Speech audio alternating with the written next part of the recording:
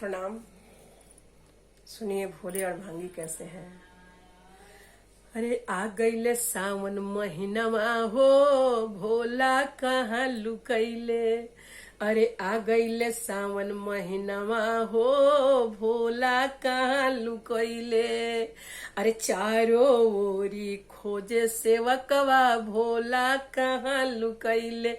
आपन भोला जी, आपन भोला जी लुकैले देवघर के मंदिर में। आपन भोला जी लुकैले देवघर के मंदिर में। अरे जलवा ले अइली, फूलवा ले अइली, केकरा चढ़ाऊ न। अरे जलवा ले अइली, फूलवा ले लौली, केकरा चढ़ाऊ न। अरे कांवर ले औली, नारा लगवली, केकरा सुनाऊ न। आपन भोला जी हो, आपन भोला जी लुकैले देवघर के नगरी। आपन भोला जी लुकैले देवघर के नगरी।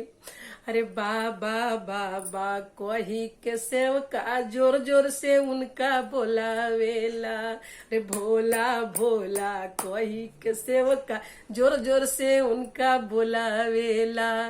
मंदिर के कोना में बैठल बाबा मंद मंद मुस्काएला।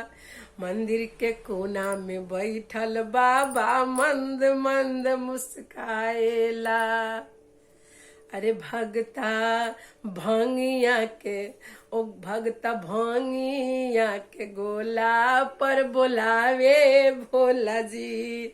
रउआ भंगिया के गोला पर बोलावे भोला जी। सेवका जोर जोर से नारा लगावे भोला जी।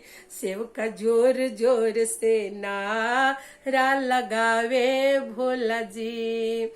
अरे बसहा दुआरा ठाड़े बाड़े, गणपति पुतवा ठाड़े हो। मैया गौरी पनिया लावे, भोला कहाँ लुकैली हो। बेरी बेरी पूछे भगता, मैया कहाँ गईली भोला जी। बेरी बेरी पूछे भगता, मैया कहाँ गईली भोला जी। प्रणाम।